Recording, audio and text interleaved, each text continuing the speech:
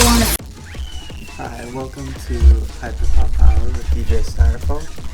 Today I have an interview with Dazegxd, and just before the interview starts, I'm gonna do a little bit of introduction, explain how this came to happen in the first place.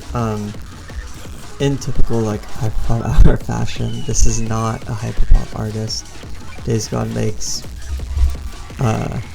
I guess what he's described as Dazecore and genre agnostic, but it takes heavy inspiration from jungle music, electronic music, IDM, all sorts of stuff. I think his music is super interesting and super cool, and I was really excited for this opportunity.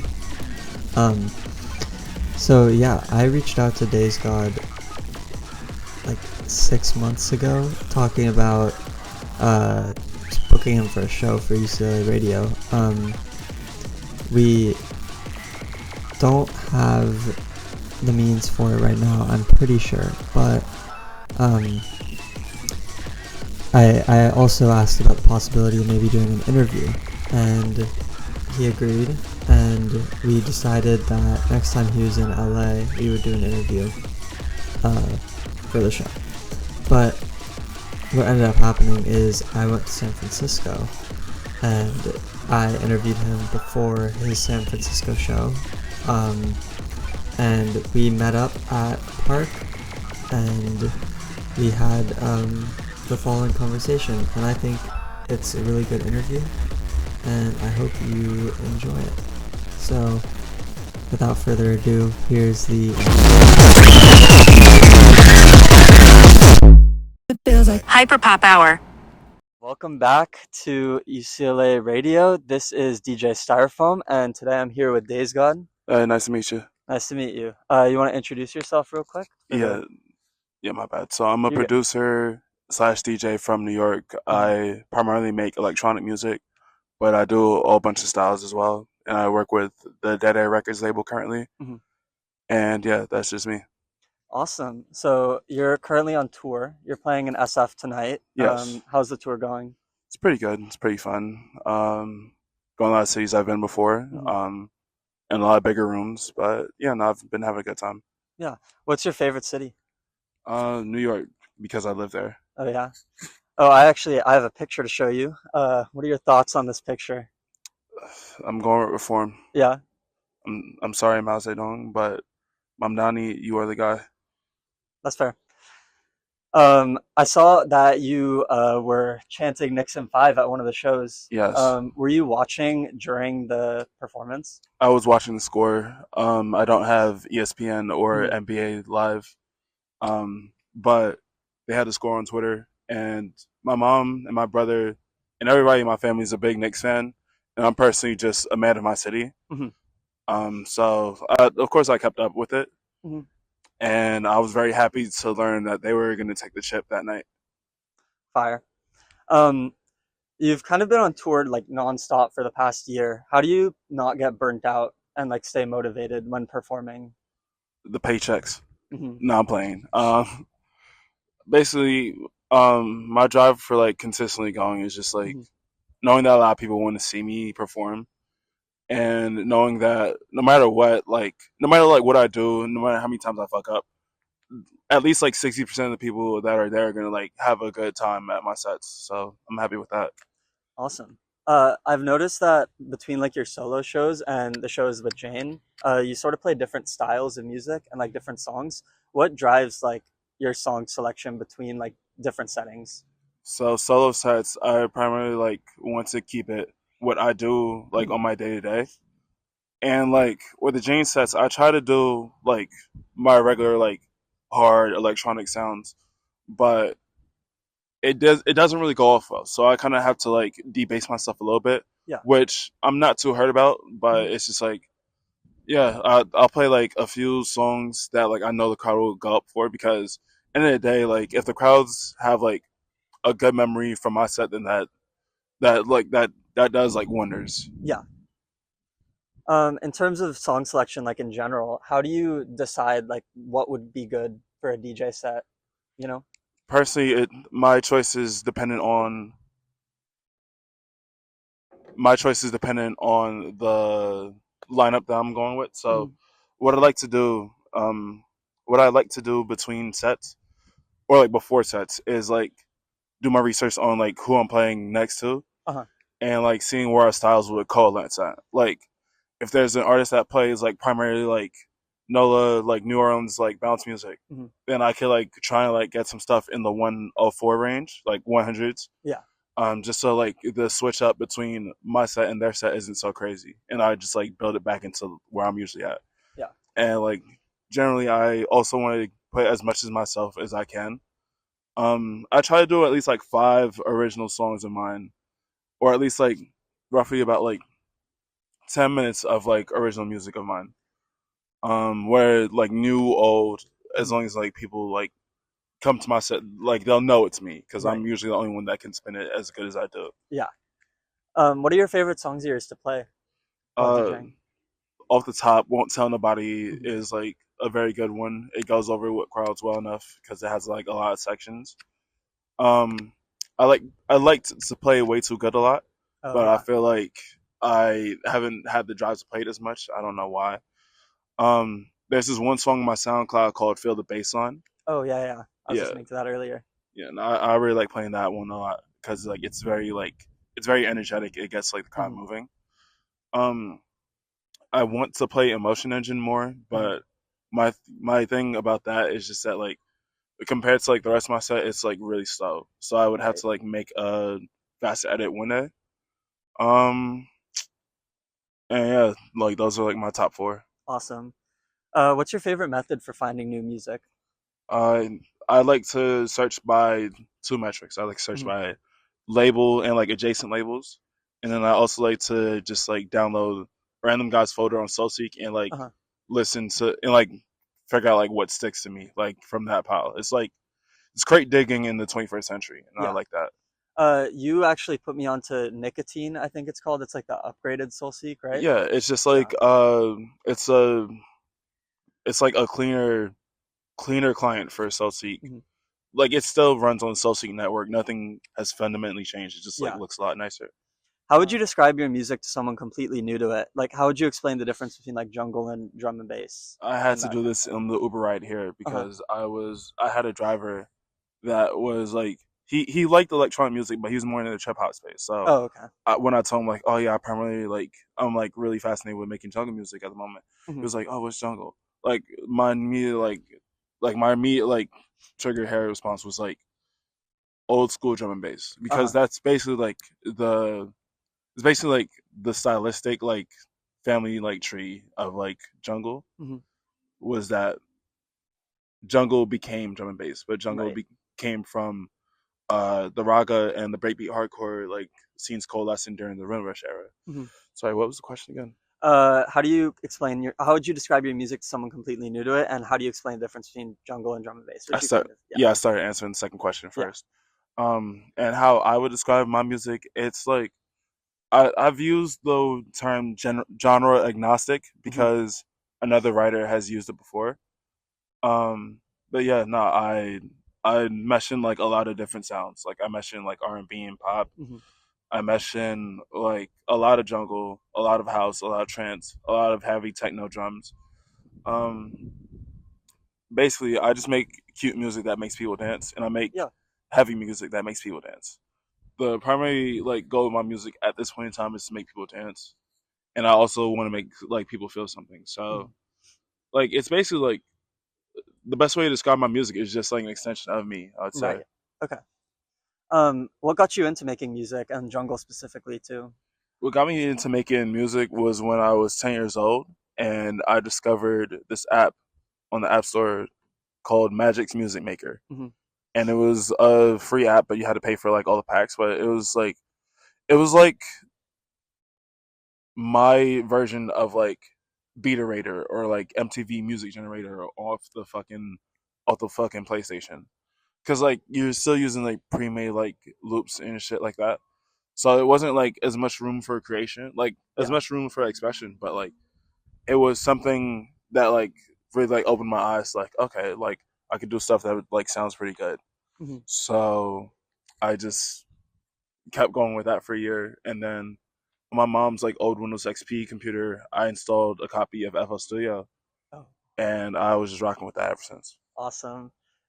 Just as like a little fun fact, I'm pretty sure so far every single interview guest has used FL.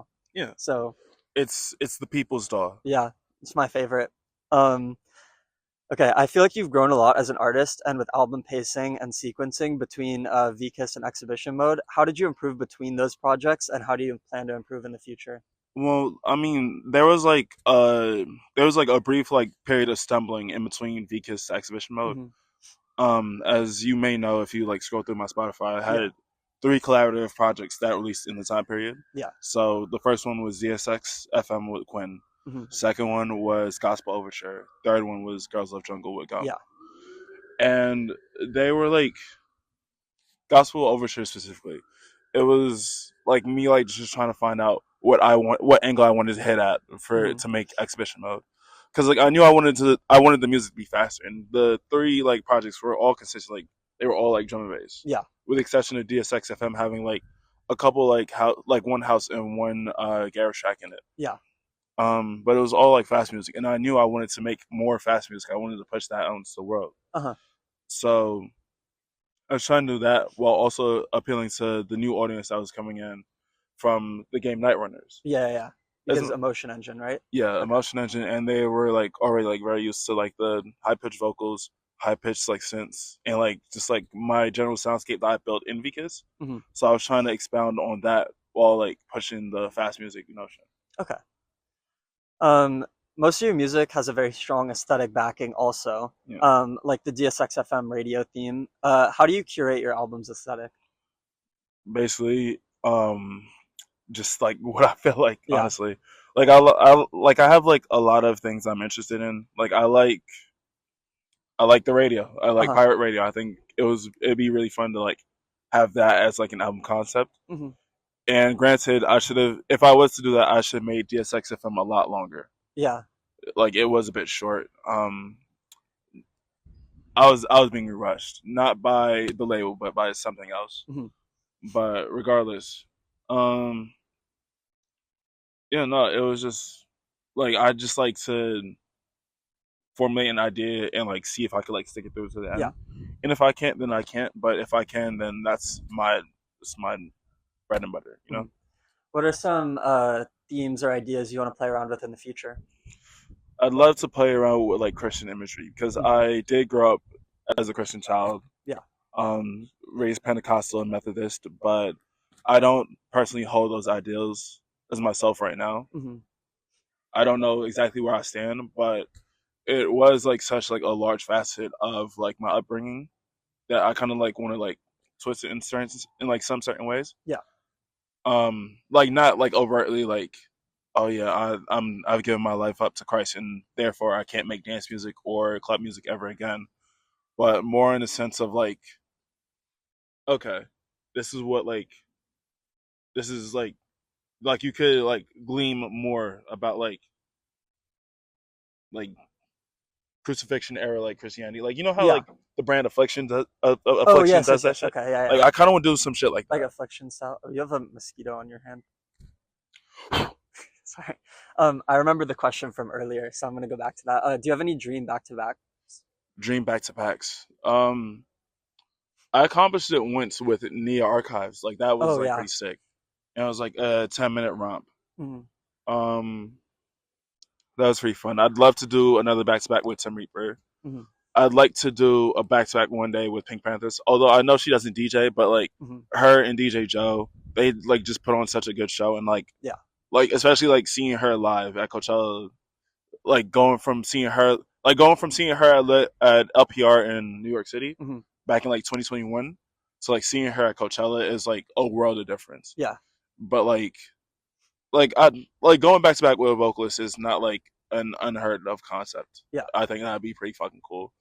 Um, one day with underscores, like I think that'd be fun. That would Like be I awesome. saw her at Hollywood Forever. That was a really fucking sick show Yeah. with the U-Haul and like everybody like just like going back to back with her. It was fucking dope. Um, Nina would be fun. Yeah. Uh, Jane if she learned how to use the CJs. She Yeah. yeah. like that'd be fun. I'd like to back to back with Goldie one day. He's fucking dope. Mhm. Um, yeah, Awesome. Speaking of Coachella, what was the experience like playing at Coachella? it was pretty fun. I kind of checked out because like I was like it's when I'm like just doing backing for Jane, I kind Yeah. of see it as like a day job. Uh-huh. So it wasn't really like about like I like yeah, of course I was performing, but Yeah. it wasn't like I was really doing much. Yeah. But regardless, like being behind in like the art section Hmm. and like going around in the fucking carts and like being there not as like just like another attendee, but like Right. as like a participant in it Yeah. was pretty fucking dope. Yeah. Um, Another thing with I guess backing for Jane, both of you went to UC Santa Barbara and Yeah, UCSD, but I noticed that there's a school in between that you guys missed, UCLA. Um, you know, that's a question for the team formerly known as Wasserman Entertainment. yeah. Yeah. Okay, I'll let them know. uh, the sampling on exhibition mode is very fun. That's like my favorite part of the album because Yeah. there's so many cool little samples that you throw in, especially on, wait, let me pull up this, A Million and One. Oh yeah. Where do you find like samples, and how do you know like what to sample? Well, I mean, like for the dancehall sample on a million one, Uh it huh. was like in two factors. Like um, one I liked DJ Rap's remix of it. Uh huh. It was a Poison Chance song, "Arrested Soul," and two, it came from like my upbringing Hmm. as like a Jamaican kid. I was hearing a lot of dancehall like growing up, and like when I made that song, it kind of like informed my like decision making. Like I wanted to make like a really rough rock and jungle track too, Yeah. because I love dancehall. I love it. It's fun. Particularly more found. I'm really more fond of like the green sleeves like Hmm. '90s era. Um, before they became VP. Um, but yeah, whenever like I'm like trying to make a song and I want to use a sample, I always like call back from like who I am, what I've like come to like have a fondness for as a person, and like I like try and like throw that in a way that's not like very fucking that's not like too forced. Like like Gotcha. how like Yeah. some Yeah. artists would like force like a meme or two in their music. Yeah. Yeah, Yeah. like yeah, I don't want to do that. Yeah. I want to be like as authentic as I can because it's very lacking in the world. Yeah. That's good.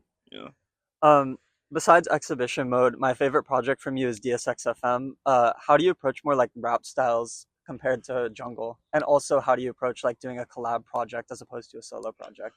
Well, I've like I've had a history with like doing a lot of like rap stuff Hmm. as depicted by the Dazegxd game series. Yeah. So it wasn't like very foreign to me, Hmm. but what was foreign was like working with a vocalist, especially one like Quinn. Like we weren't able to like do in person Oh, sessions okay. because like she was all the way in Atlanta, I was in New York, and Dead Air in 2023 Dead Air's budget was not like, oh yeah, we'll fly out you and Quinn, Uh-huh. we'll get you a studio in Los Angeles, and we'll like put you up for like 2 months and make something. Right. It was very much like okay, we made it say so, Hmm. and then I showed it to Jesse, and Jesse was like, this is fucking dope. Yeah. And then me and Quinn were like workshopping the idea of like making like more songs on top of it. Uh-huh. So like a collaborative projects like that, like kind of just come about. Like we had like one good idea, and then we're like, okay, how can we take this to the next level? How can we keep Yeah. this pushing? And I think that's the best way to go about it. Hmm. I've like done collabs in studios, and like whenever like I collab with another producer in the same room, like we'll always get like two songs in like Uh-huh. minimum, like one that I start on my laptop and one that they start on their laptop, and Right. then Okay. like uh, whether we keep up the pace or not with that is completely dependent on like how much energy that we both have, how much like love that we have for a project. Hmm. Okay. Um, it's kind of a you had a run-in with Kanye in 2024, Oh right? yeah, I saw him at the What's like fucking the curry story shop. with that? Literally, okay, so me and my homie DJ, Mhm. we went to, pardon my French. I don't know if you could air. You can, yeah, you can curse. Okay, yeah. So we went to the goddamn fucking motherfucking. Sorry. We went to the curry shop. This joint that was run by Human Made. It was called Mhm. Curry Up. It was in Harajuku, Mhm. and DJ was telling me about this story because like, oh yeah, it's like decided it's a human made, and like okay, like it's fine. The curry was like fucking fantastic, by the way. Yeah. And then I sit down. Guess who fucking walks in? Kanye fucking West. And mind you, restaurant small. Like imagine like three of these park benches. Mhm. That's the entire like square footage of the fucking Oh my restaurant. god. So like I was sitting next to him. He was like the way I'm right here. Imagine like you're fucking Kanye. Like Drew, you are Kanye. And like it was just like, damn. Like I didn't want to say nothing because this is Yeah. 2024 Kanye. So he was like full crazy at that time. This is like it's like it was when his crazy his peak and like it was just starting to like dip it off a bit. But yeah, nah, he sat down, he ate his curry, only the curry. He didn't really touch the rice. Oh. But like it's kind of understandable. The curry was like very soupy, so like I could get it. He sat down and it was like, damn, I could say something, but I really don't want to. Yeah. What would you have said if it wasn't 2024? If it wasn't 2024, like, yo, man, I really like Flashing Lights, man. That was a good song. I downloaded it off of YouTube with the Rhapsody downloader on my mom's computer.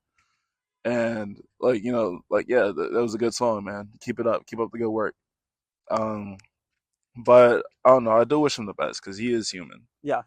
Like he just had like he was dealt like a really rough set of cards. So like I can't. I'm not condoning what he says and does. Of course. I'm just saying like I could feel something for him. Mm-hmm. A lot of your older music, specifically Dazegxd series and Extra Zone, have like a very feature-heavy track list. Yeah. What inspired, like, I guess the shift away from that kind of, or I don't know how to, I guess posse cuts, is that what you'd call it? Yeah, I guess you call it that. Okay. Like I loved working with everybody online, but it was just like it was at what point do I want to be like more known for like Dazegxd the person, not Dazegxd just the producer. Right. Because like I went the Dazegxd the producer route, and it's just like, oh fucking yeah, send me this beat, send me more beats. I'm not gonna give you splits on the album though. Oh. And it like I was getting dealt the shorthand because I didn't really have like much of a name to like be like, hey like, nigga, give me 50%. Yeah. You know. So like that was like very much like a big part, but also it's like everybody kind of like grew up had much less time. Yeah. And I was also just not in the mood to like make the same music that I wanted to anymore. Yeah. Like it was very much like alright, so that's why like when people were like, oh yeah, we want Dazegxd 4, like come on, what the fuck? I was like, dog, I'm 20 something years old. Like it's Dazegxd 4 is not coming. Like it could, like if like it could, but like would I want to do it? No, it'll probably be spurred on by whatever major label that I inevitably signed to. Yeah. But yeah. Is the goal to sign to a major label? No, but you know how the economy is. If somebody's gonna throw you like a lot of money, you take it. Like you're kind of like between a rock and a hard place. Yeah, gotcha. I was listening to your most recent NTS set, and something that caught my eye, besides like the rest of the songs, obviously, you have the old Everyday demo in there. Yeah. And it's now like ID with Jane. Yeah. Do you have anything like? Do you have like future plans with that song? Or? Yeah, no, it's coming out on the project that I announced in New York at the New York show. Okay. But I didn't run it by the labels. So, okay. So Better does not know. I mean, like they know they were there. Oh. And they're not like super happy about it, but they're like they understand because like all I've been doing is just like Jane tour. Like I have your own stuff. Yeah. So like at some point I would have had to say something. Yeah. But yeah, that song's going on the next project. Like the original demo, I've touched it up and made it like its own thing, and then the Jane ID is just like a remix. Okay. Yeah. My next question was actually, what are your plans for future music? So that kind of ties in good. If you want to talk about it. Yeah, I'm doing 2 projects this year. That's like my goal. One in like the same like dancey style as like V-Kids in exhibition mode. Yeah. And then another one that's like much more aggressive. Okay. So like not jungle. Or no, like aggressive jungle. Like aggressive jungle. Okay. Aggressive jungle and like a lot more like IDM-y influences too. Okay. Who would you say some of your like big influences are? as a recent history, I've like really been fucking with the Green Sea lineup of artists. Hmm. So like early Beanie Man, early Vibes Cartel, early early fucking Movado. Hmm. Like just a bunch of like old dancehall. I've been listening to that a lot, and it's kind of influenced like my music and sample selection. But for the first album, a lot of my influences were like the same influences that I had for V Kids. So a lot of like Salute, a lot of Camouflage, a lot of Teddy Lloyd, Hmm.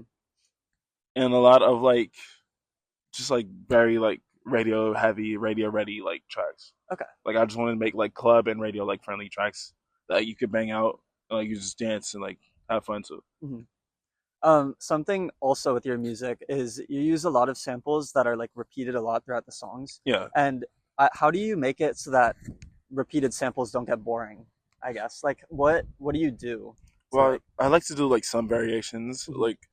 Like if it's like a repeated vocal, I'll like tweak with the formats a Mhm. little bit, like in the autotune setting, so it's not like the same phrase is said all the time. Mhm. And if I do, like I would only like repeat the phrase for like at max 32 bars. Okay.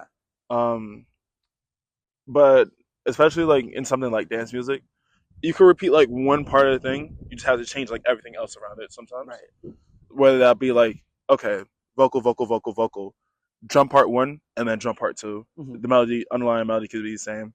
You could like throw in a bunch of key changes there. Like this is usually like my thought process when Right. it comes to like song arrangement and whatnot. Like I just don't want to make shit boring, you know? Yeah.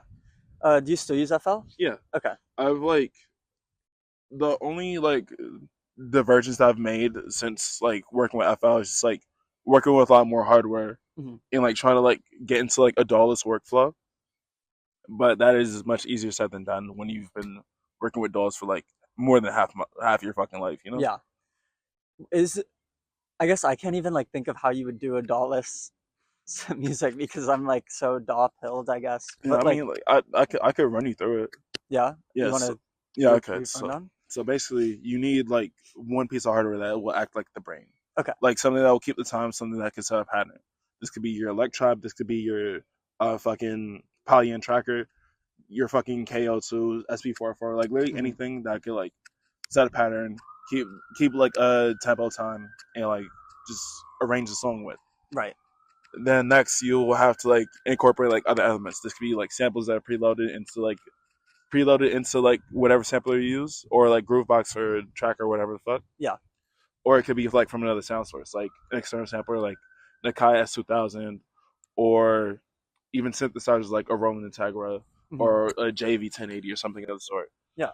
And then like once you're there, it's kind of like you hit the ground running with it. Like you record like different elements, much like you would in FL Studio, Hmm.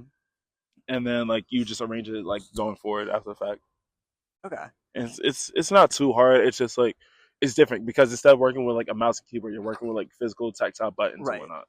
Do you think that like shows up in the music? Like, you think it's worth it to go?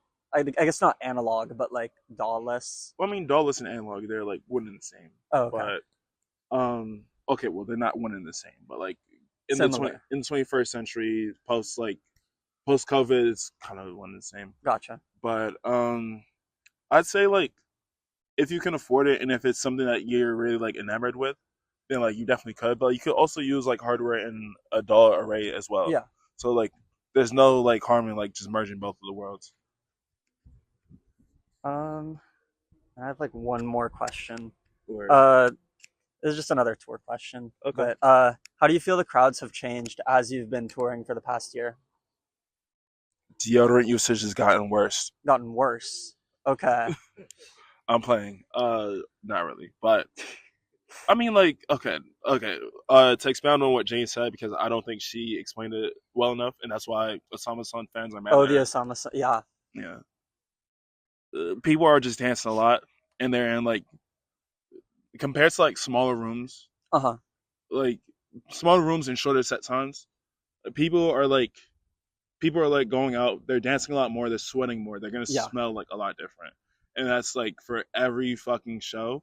The Uh-huh. only exception, at least like at my solo shows, my fans smell decent Uh-huh. because They bring deodorant to the show in a bag. now okay, well they wear deodorant before they step out. Yeah. most of my fans are like adults, and most of my fans are like heavy like dancers. Yeah. Um, most of the people that come to my shows, they're also like just going to the bar because like it's a regular bar night. Mhm. So like, okay, like I need to impress somebody to go home with, or I need to impress somebody. I can't be with my friends smelling like fucking shit, you know? Yeah. Um, so I think like the mindset between like the current like Gen Z and quote unquote Gen Alpha like Yeah. musicians and like their fan bases is just like, hey, this is like one of the few times I'm stepping out into the world. Yeah. I don't know what the fuck's going on. I'm just gonna move around a lot. I'm not gonna probably apply deodorant. I'm not gonna wear cologne or nothing. I'm just gonna step out and I'm just gonna have a good fucking time because I'm gonna smell like shit either way. I think like that's a lot of their mindset, but also just like people also just generally fucking move. Yeah. Um, the most like that it just really is what it is. People are gonna sing. Yeah. But I went on a whole fucking tangent. I'm sorry. No, But you're good. You're good. To answer the question on like on touring Mhm. and like how much the crowds have changed, the rooms got bigger. The energy has like some points to be desired in, but when it hits, it really fucking hits, and Yeah. that's like that. That means a lot to like us. Well, really speaking for myself, but like Yeah. you know, I'm sure Jane would feel the same way. Like it's been like really fucking good. It's also really cool seeing the differences between like a night one show and a night two show. Yeah. And yeah, I think like it's only been getting like going. The changes have only been for the better. Okay. I just thought of more questions, if Yeah, that's okay with go you. ahead. What do you have any advice for aspiring DJs or people that are just starting? Yeah, my advice is just do what you want to do, and people that fuck with you will follow. Mhm. That's the mantra that I've like gone with ever since I started DJing. Like the only reason that you should ever acquiesce or like debase yourself is if the paycheck would demand it and you really need that paycheck. But it's Right. just like if you don't, and you could like there's some compromises that you have to make, but if you cannot make a compromise, then just don't make a fucking compromise. Mhm. So stay true to yourself, unless like you really need like a payday. Yeah. Stay true to yourself. Don't sell yourself short. Don't let anybody run off on you. Mhm. And again, this is like the most like important part of it. Make friends. Make friends, but don't do it in a way that like, hey, you're big, you're important, and I want to get on with you. Yeah. Do it in a way like, hey, you like the same things that I do. Maybe we could like do something or not. But like it'd be nice to like be cool Yeah. with you, you know? Yeah. I guess kind of expanding on that, like what extent do you think you should be like big in your local scene, before you start trying to make international or national names for yourself? Man, it's niggas that are born and raised in New York that DJ in Europe with like 500 followers and Mhm. like just like a few shows to name. It's really do whatever you feel like is the most comfortable. Like if you want to go to Canada and you got friends in Canada, they're like, hey, I'll book you for a show. Fucking do it. I did my first show in Los Angeles. Uh-huh. Going from like my college in New York and that was like my second show. Yeah. It was like my second show ever. I didn't really have much of a fan base back then, but like Gum was just like, hey, do you want to come to Los Angeles? And I was like, fuck yeah. I'll get all my friends. We'll rent a B&B. I had to fucking borrow $500 from my mom. Like, yo, ma, I need this bus ticket. I need this plane ticket to fucking Albany. Mhm. Just trust me, it'll pay off in the long run. Like, I literally just had to like take that leap and just fucking do it. Yeah. This isn't really an interview question. I'm just like curious. Well, it could be. I'm just curious. But are you like bussing around or are you like flying for this tour? For this first leg of the tour, we're flying around. Okay. Just because like we're going in like very far places. Yeah, because I was like Chicago to SF is Yeah. like a pretty far drive. It was only something that we could do if we took the plane. Okay. Well, we only fly commercial. Dead Air doesn't have PJ money. Yeah. Not yet. I don't think we want to have PJ money. Yeah. That'd be fucking terrible for us. Yeah. But for the fall leg, where we're doing like shows like in cities adjacent to each other, we're taking a bus. Okay. I like taking like commuter buses, like the Flixbus. Like, oh yeah, like I did that in the little like break that I had between the Coachella weekends. Uh-huh. Like I did a show in Los Angeles on the 17th. Then 18th, I took the Flixbus up to Phoenix. Oh yes. Yeah, and then on my birthday at like 1 in the morning, I took the Flixbus back to Indio Coachella to just rock out Coachella. What do you do on the bus? Sleep, play Steam Deck games, browse Twitter, listen to music. Listen to music has been like my most personal pastime whenever I take the commercial buses. Like it's been like that. I remember like back when me and my auntie would go down to Atlanta, I would just like listen to a bunch of fucking records. That was when I first listened to Makoto off of Good Luck Records for the first time. Oh, okay. It was this one joint he had with DJ Markey. Shit was called Get To This off the Rush Hour EP. That was my fucking childhood, you know? Like that was what made me like really want to make like drum and bass and jungle music. Like that EP, I will say. What games do you play on the Steam Deck? Currently, I've been like starting a new Grand Theft Auto 4 run. Just because like I really missed 2008 New York. I've been trying to like really get into Forza on it, but like I am such a sucker for like good looking visuals. And like the game still looks nice, but like it looked a lot nicer on my like main PC. So I'm very lucky to say that I was fortunate enough to like just fucking run to the Best Buy over in Coma and just buy a new laptop. Oh, fire! I got an ROG Zephyr, so I've been like running that like today. Like literally, I got it this morning. But yeah, no, I've just like Grand Theft Auto and Forza. Okay, fire. And like, yeah, sorry, no, you go my first. bad. And a bunch of like miscellaneous like side scrollers. Like I played the new Scott Pilgrim game on it. That was like pretty fun. Yeah. But yeah, just like stuff like that. Like some like simple like lightweight games, you know? Have you been playing Tomodachi Life? No, but my girl has. Okay. I like just got it 2 days ago. Yeah. I was thinking of, as part of the interview, having you make yourself in Tomodachi Life and like see what your personality types would be in the game, you know? But I did not bring it. No, it's fine. Maybe one day I'll make myself, but yeah, that would be tough. Yeah. Well, that was UCLA Radio with Dazegxd, and I'm DJ Styrofoam. And I'm Dazegxd. Yeah, thank you for tuning in. Bye. I don't care if it's way too good. I don't care if it's way too good. I don't care if it's way too good. I don't care if it's way too good. Is it right? Is it wrong? I don't care if it's way too good. I don't care if it's way too good. Your lips heal me when I feel blue.